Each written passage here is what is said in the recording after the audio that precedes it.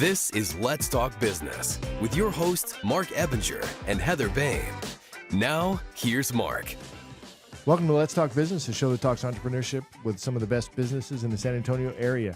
Coming up on the show today, we're going to talk with Martha Schoenewe, the site director of Paws for Purple Hearts, San Antonio. Martha, welcome to the show. Thank you so much for having me. It's good to be here. You bet. You're very bubbly and always positive, and there's a dark side in there somewhere. We're going to try and find it on this show. I like to call it a caffeinated personality. Oh, Caffeinated personality. Yes. That's a good one. I can go with that. We're also going to talk with George Saldaña, the owner of Evenflow Home and Commercial Services. George, welcome back to the show. Thank you for having me. You bet. I heard your business is doing really well, partially because of this show. Is that true? I hope so. Yeah. I would love to hope so. I'd love to hope so. I haven't seen the That's numbers. why I'm back, so Awesome. hopefully doing something right, you know? Something in the sauce is working, right? Yeah, exactly. In studio with us today is Heather Boehme, a certified business coach that works with business owners to gain clarity and achieve their goals. Heather, welcome back. Always glad to be here. And I'm your host, Marc Ebinger, the owner of Krukus Marketing Agency, a company that specializes in hiring virtual assistants from outside the United States, which is how I built my company to where it is today. I've really enjoyed that whole learning process. We'll get into that a little bit too. It's like employees is a whole other level of complexity in dealing with all of that stuff. How many employees do you have, George? What are we under? We're under 40 right now. That's I a believe. good size. Yeah, that's a lot of people, man. I don't know how you maintain cult of personality or culture. Sorry, not cult of personality. That's a song. How do you maintain that But culture personality? and company culture and all that kind of stuff. There's layers to business that you just don't learn until you actually do it, right? Quick reminder for our listeners, you can catch video and podcast versions of the show anytime by visiting our website at satalkradio.com.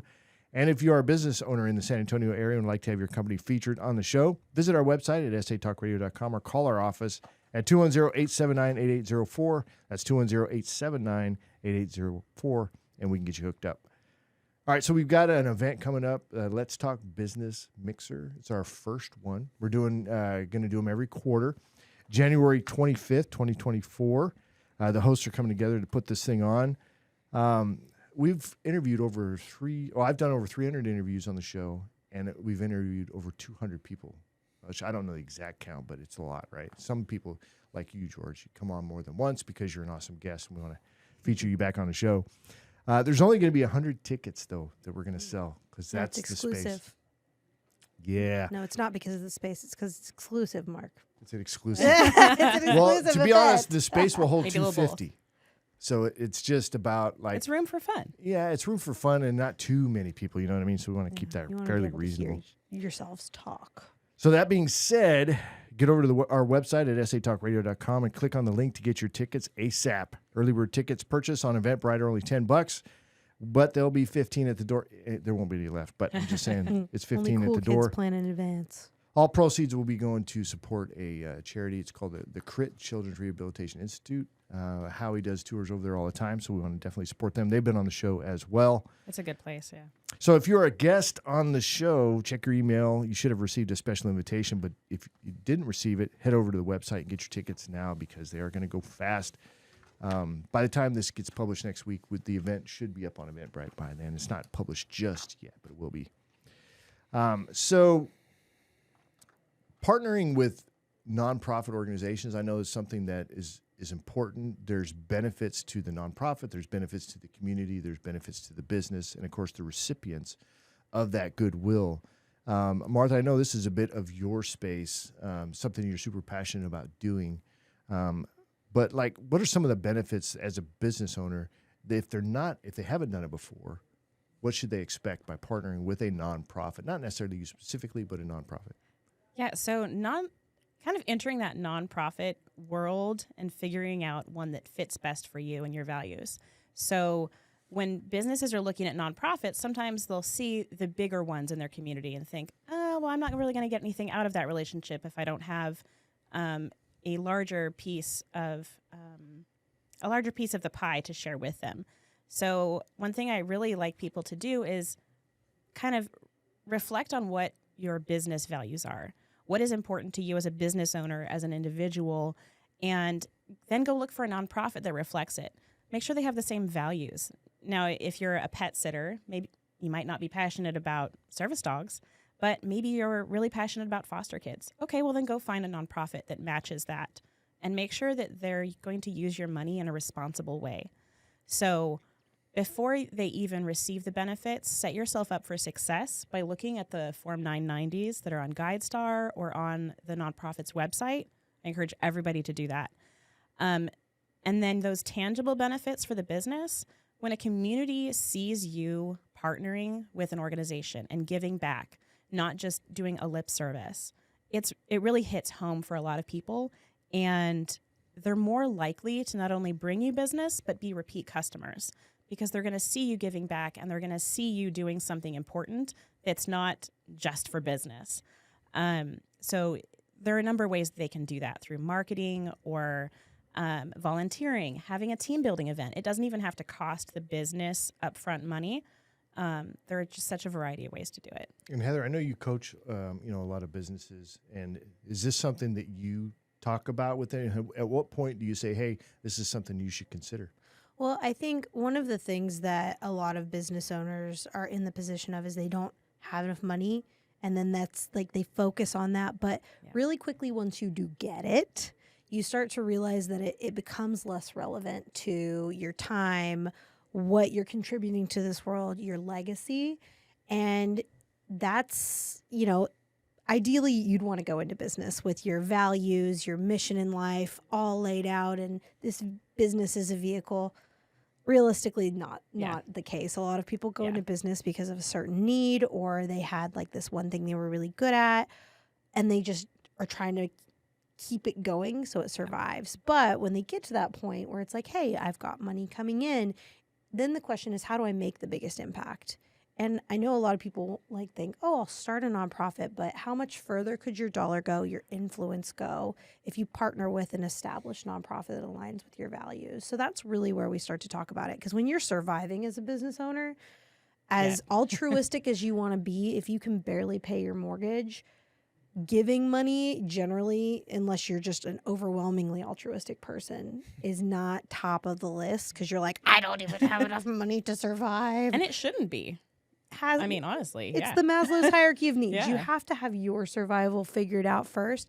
Then you can get into the top tier of the pyramid, which is thriving. And that's personal development, growth, contributing to society, your higher calling. And that's really where partnering with a nonprofit, you could start your own, go through the grind, learn all the lessons, eventually get to the point. Or you can say, hey, who's doing something that aligns with my value now that I can funnel into and make my impact. Yeah. So, and George, when it comes to, it's not always about cash, right? It could be about service as well. So, in other words, like for me, I can have somebody come on the show. I don't have to pay them, and I don't have to give them money, but I can bring them on. They can get the exposure, and then I can give them the content that they can go use. So now you're talking about giving value without out-of-pocket expenses. Exactly. What are you guys out there doing nonprofit type stuff yet? Not yet. We would love to. We actually worked with some news stations here in San Antonio. We want to do for example, Mr. Sparky and Ben Franklin Plumbing. They just did a thing with KSAT 12 that was really cool. KSAT or KENS 5. I apologize. I don't remember which one, but they did a really neat segment where they found a veteran, and they went and instead of paying for marketing, what they did was they gave him like a electrical panel upgrade, a water softener, a water heater. And so they asked me if I wanted to go on and do a free HVAC system, but because I didn't get in on time for legal purposes, they wouldn't let me do a free AC for the guy. But they're now in the works. Okay, well, let's find another veteran or something here in the city that we can give we can give back a team up with the supply house. They donate the material, we'll donate the labor. They give back to our community as much as we can. Because at the end of the day, on the last time I was here on the show, I talked about we wouldn't be here if it wasn't for our community. So we want to give back as much as possible. But right now, you see the economy, things are rough. It's hard to buy groceries right now. So we would love to give back more than we can right now. We're just not in the place to do so. We're worried about growing and keeping the doors open is priority number one, Yeah, well, that helps the community as well, by the way, because if they have a good service that they can still call that didn't go out of business because they were giving too much away, it makes total sense. But trading that labor, that's the example that I was talking about, that's more doable, for someone like myself that, we're still watching dollars, right? Every dollar counts. We're not at the top of the pyramid yet, but, we trading try out. to do little things. Like we just did the Selma trunk or treat.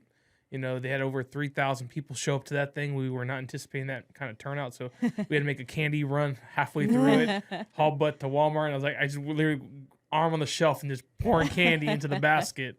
And but that was a really good turnout. A lot of kids, a lot of people were out there. So give back. We just did Incarnate Word. They had a 3 weeks ago, we got invited to Incarnate Word to speak on service companies to middle school students.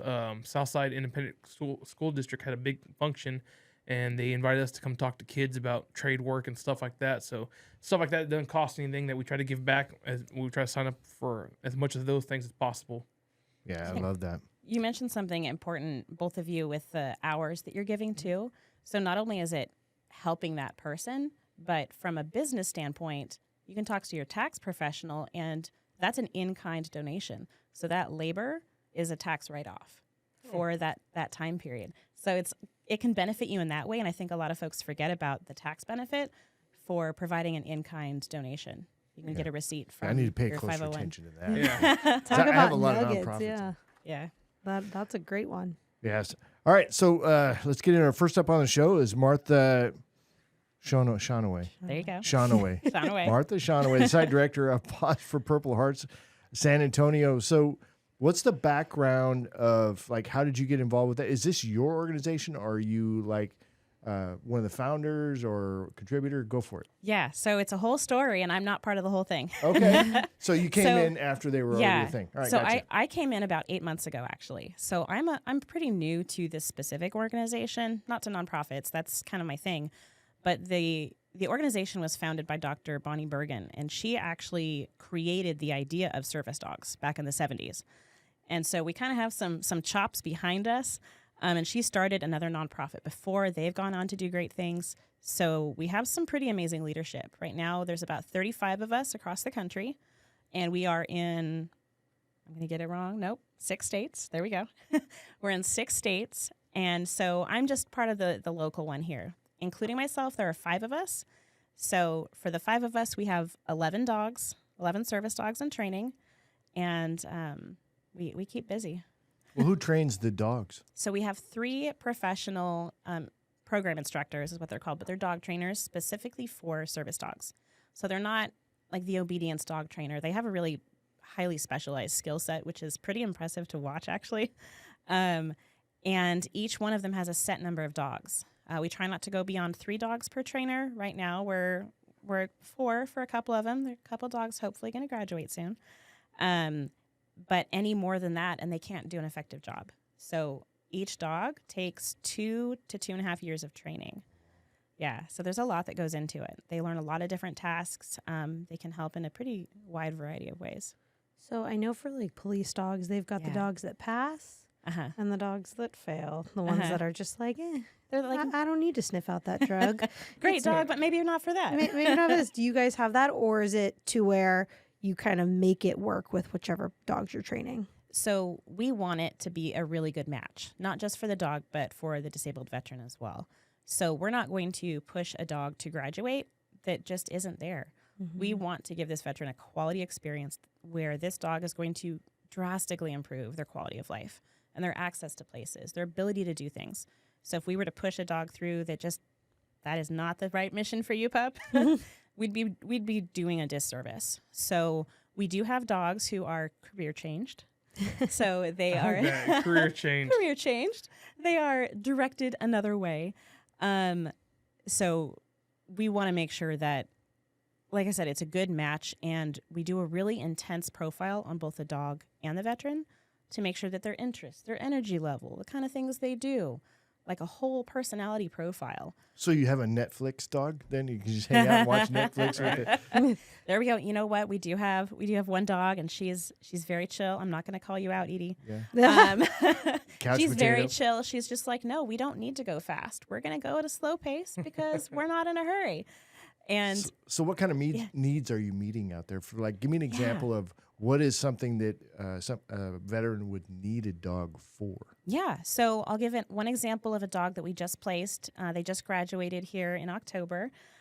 Kai was placed with Russell, and what Kai helps him with is some mobility support. So he has some physical limitations Or sometimes if he's walking uphill, for example, he's going to need to lean on that dog in order to move forward. Also, if he has a nightmare, like from PTSD or something like that, where it needs to be interrupted, Kai can smell it. He already knows, and he can jump up on the bed and give him deep pressure therapy, interrupt the nightmare, and help him come back to center, if you will, a lot faster. So it's decreasing those stress hormones for the veteran so that they're really amplifying their health and really helping them out. Our service dogs have a lot of training in psychiatric support.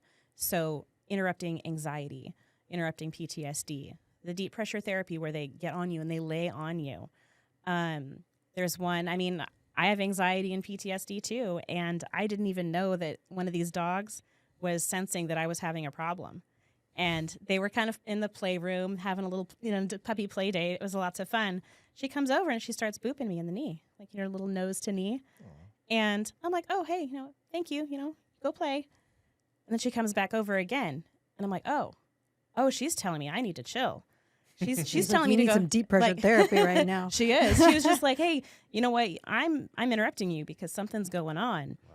And I was just like, oh man, hey. That's super sweet. Yeah. And so for me, it really drove home the importance of it because I was obviously already passionate about it and I already liked the mission we were doing, but having that personal example was kind of mind blowing for me.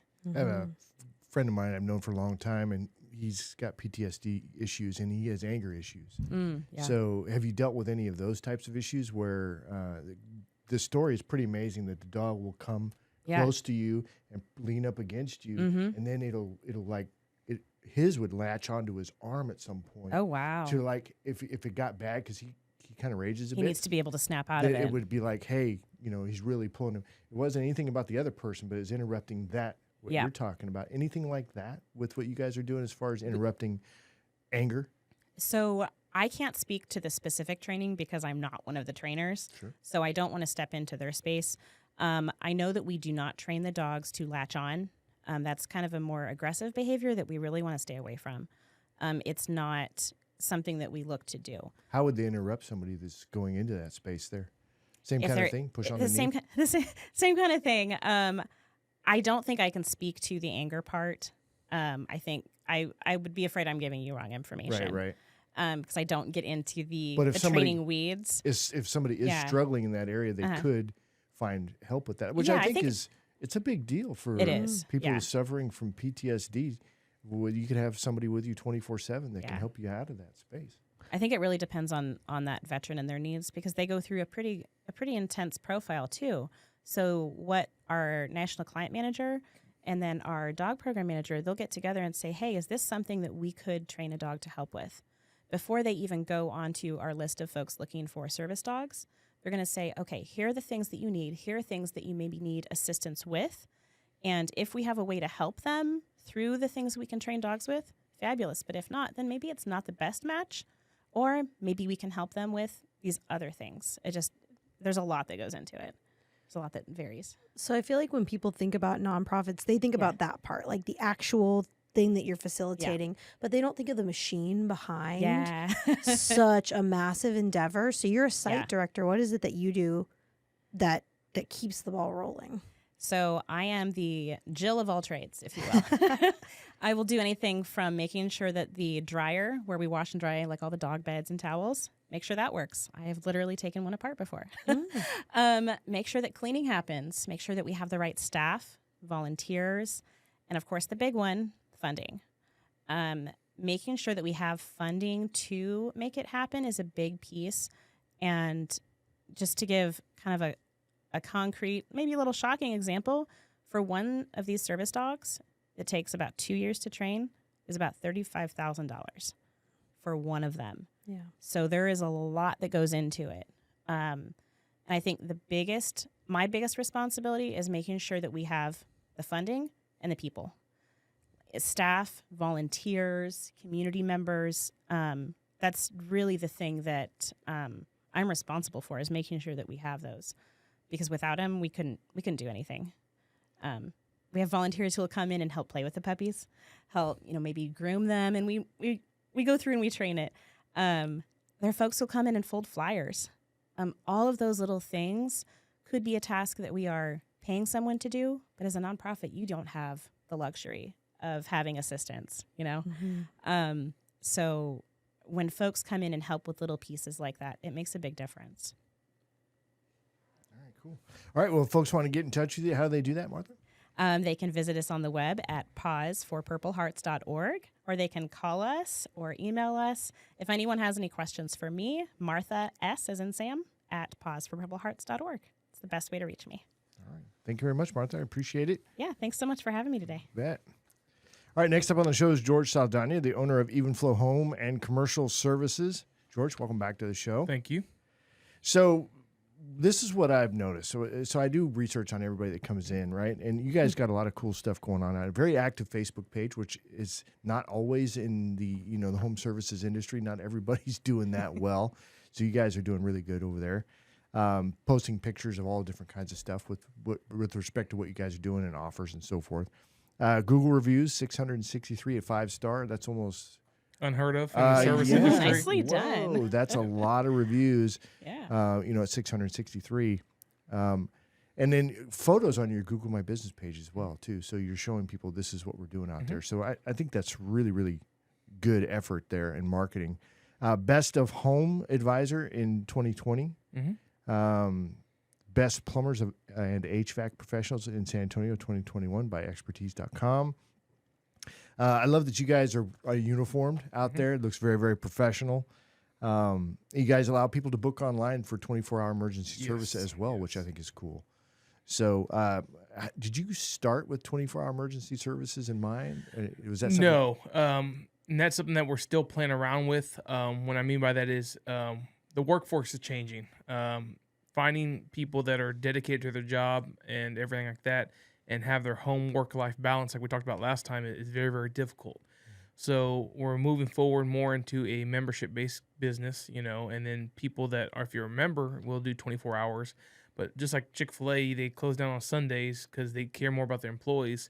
At the end of the day, you got to see, who do you care more about, your employee or your customer? And that's a very fine line, because you care about your customers, but you wouldn't be anywhere without your staff. So we're now developing, volunteer who wants to do after hours, because you do get compensated for it, fairly well. But sometimes in today's young youth workforce, money's not everything. Home family life is very, very important. And see, when I was raised Hispanic culture, that you go out and you work, and work is work. Family, you love your family, you do everything, but you work for your family. You do everything to provide. But that's what the male world was. You go out and you work 10, 14, 16-hour days, and you go home, eat dinner, go to bed, start it over all, next day do it all over again. Now with this young workforce, we're trying to figure out a happy balance, because we want them to be happy. You talked about culture and all that, so we really push training and education, which that's a whole nother, we'll get into that here in a little bit. But you got to take care of your customers, which ultimately keeps the business doors open. But if you don't have the happy employees, they're not going to deliver the customer service that customer deserves. You know what I mean? So you've grown pretty rapidly into a big workforce of, you said 40 or a little 40? under 40. A little under 40. So how has the vision of where you see your business going changed from when you first started and you were just like getting the ball rolling to now when you have this big workforce? The vision hasn't changed. The stress level has. $40,000 a week payroll is very, very stressful. Yeah. And right now with the market, is the one variable that we don't have control of is buying habits.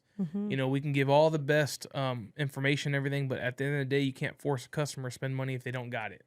And right now, so most people, like our customers, went from doing the bare bone repairs, I apologize, the upgrades to the bare bone repairs, because that's all they can afford, which is nothing wrong with that. And that's what we're here for. We're here to give you options to take care of you. But when it comes on the other side token, it costs money to run a big business, uniforms, trucks, education, schooling, making sure our team is the best that they can be, and invest into the employees.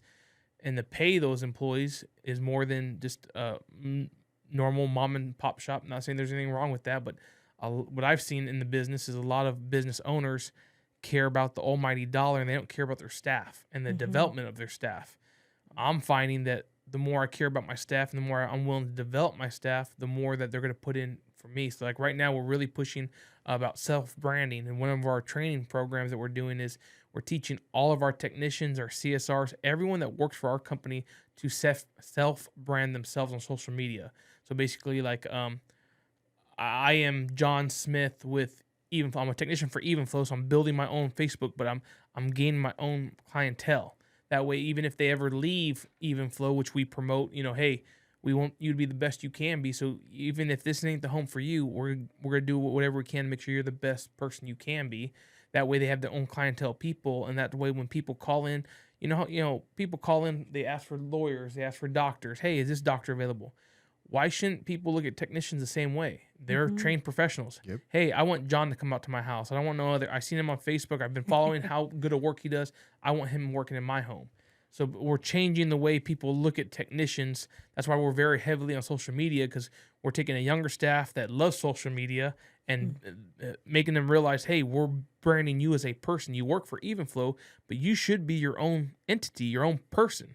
So they have buy-in, they love what they do. They go out and they're servicing these customers, doing their own branding. So they're going to go above and beyond customer service because they want to make themselves look good.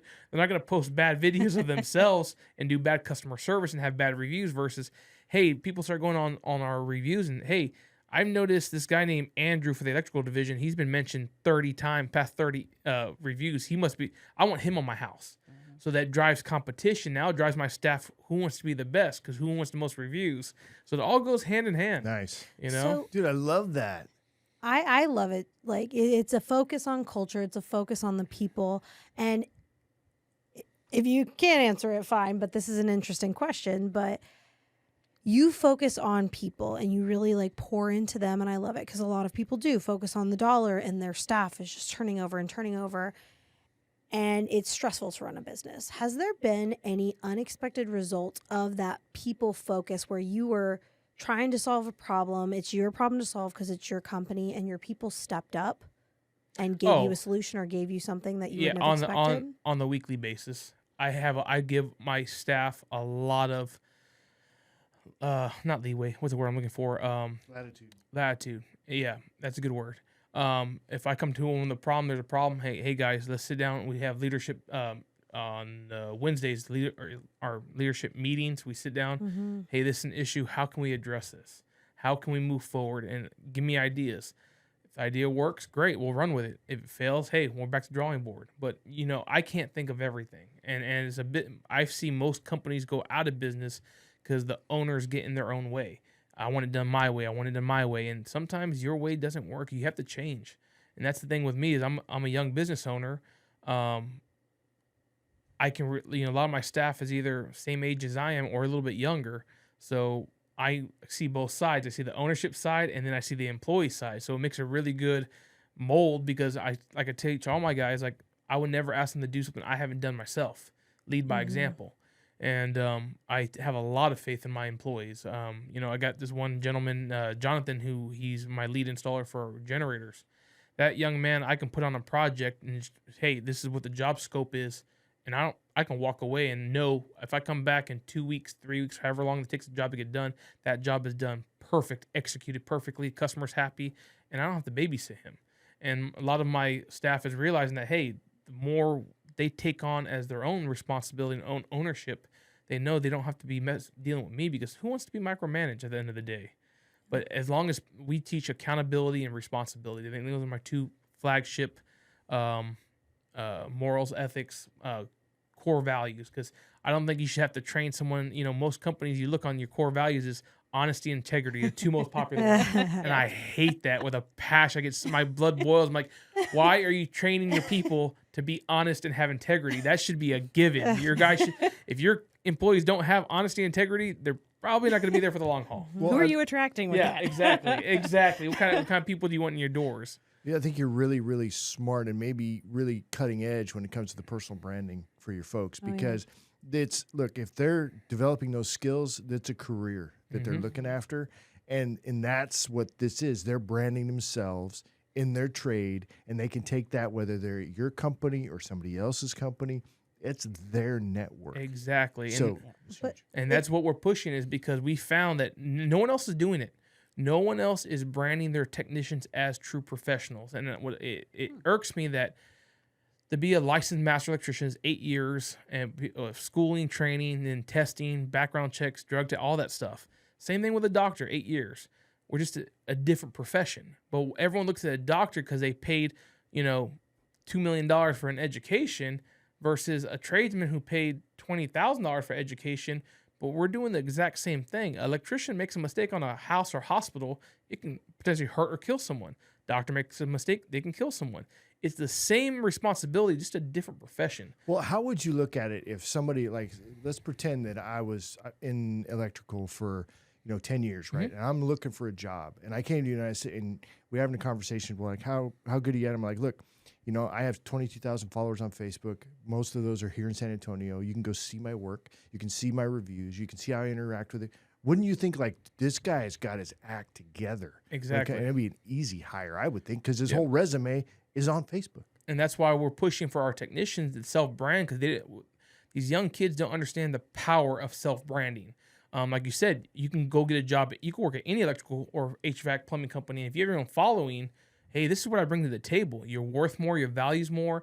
You're guaranteed your self-work. Not just so. Right now, the way the market goes is the owner pays the marketing company. Marketing company brings in the leads. The leads get distributed amongst the techs. And then it's as a tech, you're at the mercy of the marketing, versus you have your own self-branding and you're bringing in your own call volume. It doesn't matter if it's slow with the company. You're guaranteed yourself work because you now have people calling, asking for you. That's right. So, and you can take that with you no matter where you go. Which makes you more valuable to the company. Mm-hmm. I love all of that. And then they have buy-in because now they don't want to leave because they've branded themselves with the company and they know the company supported them 100% and gave them the work, the material, gave them the time, gave them all the culture, the tools to be successful.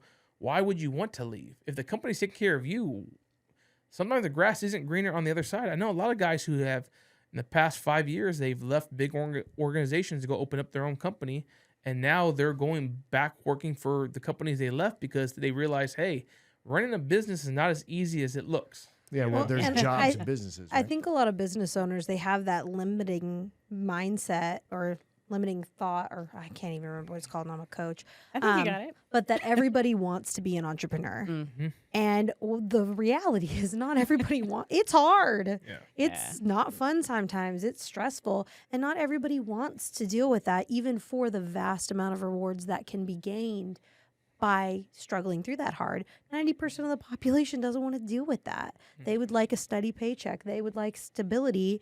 And there's the in between too, the sales side, where you do want a big income, but you don't want to deal with all the foundational structure of setting it up and et cetera. And if you can feed into both, that's a high level employee that you can absolutely have access to. But it takes looking at it from more of a brokerage model, the way you are. You're going to be your own. One day I was looking on Facebook and I saw, I'm like, man, every single realtor is branding themselves. Mm-hmm. And I was like, why aren't we doing that? Yeah. And, I started talking to my staff and they're like, that makes sense. Like, because we're going to bring in our own clientele, we're our own person. And no matter where I go, your value's more. So now I'm spending less on marketing because they're doing it for me. Yes. They're getting my name out. They're tagging me. And then plus that one, it shows the community how much we care about our customers because they're seeing all these videos because they're not paid TV commercials. Yeah, they're not ads. They are personal. Hey, I am John Smith with Evenflow. I do electrical. This is what I'm doing here today. Customer had this issue. This is what I did to solve it. But they're self-branding. But people, that name starts trending. Evenflow. So now it's hitting more audience. People are seeing what we're doing. People are understanding what we do as a service company. And that's opening the doors. Hey, I don't want just anyone working in my house. I want I want Evenflow to work on my house. And then that, like I said, that the whole self-branding keeps the technicians engaged. And now they sell that customer membership. That customer knows this guy's going to be with them for as long as he stays with the company. And I don't have a high turnover rate. I do not like firing people. I don't like letting people go because everyone has a family. You know, when you let someone go, you're not just letting that person go, you're letting the whole family go. So, but we do have accountability, and that's why we have job marks saying, hey, this is what your responsibilities are. If you're hitting those responsibilities, you won't hear from me. If you're not and you're slacking, well, then we'll have we'll have a meeting, and if we coach, and we finally can't come to the same agreement because it is performance-based, because at the end of the day, we are a company, we're trying to grow, and, you know, can't have people just on that want to milk the clock. You know what I mean? Because there's a double-edged sword to everything. Like, we don't pay, we're the only company larger that's not 100% commission. We don't pay commission at all. But then you can't have 100% hourly, because then you have people that just want to come in and they drag their feet and milk the clock. So you got to have a happy medium between hourly and then performance. But performance based on not just numbers. Performance based on how many reviews you're getting, how many callbacks you're getting. Are your attendance? Are you wearing a uniform every day? When we do truck inspections, is your truck clean? Is it presentable? Because just like anything, how do you carry yourself as a professional? How do you expect people to treat you like a professional if you don't treat yourself like a professional? Well, and that goes to, if people are putting themselves on social media more and they've branded properly and everything looks sharp, it definitely represents the company better. And I think that's more authentic, and people are going to appreciate that a lot more too when it comes to being effective on social media. All right, George, if folks want to get in touch with you, how do they do that? Website, phone number, email address. I mean, it's all Google is going to be the best spot. Is Google Evenflow, and then all our number, contact information, website. They can book online. They can book through social media, Messenger, you name it. You can get a hold of us in many different ways. Awesome. I love that. Well, thanks, George, for coming on again. I do appreciate that. And great job on the personal branding. I just think that's fantastic. And more, home service companies out there should look to that model as something that could be good. I did have for another discussion maybe down the road are there liability implications when it comes to that kind of thing, when personal branding and putting that information out on social media? We don't have time to get into it, but it's food for thought. Yeah. All right, as we wrap up the show, quick reminder to check out our latest podcast and catch video versions of the show anytime by visiting our website at satalkradio.com. This is going to be it for us. Great job, everybody. Thank you. Thank you. Awesome. All right, and we'll see you on the next one.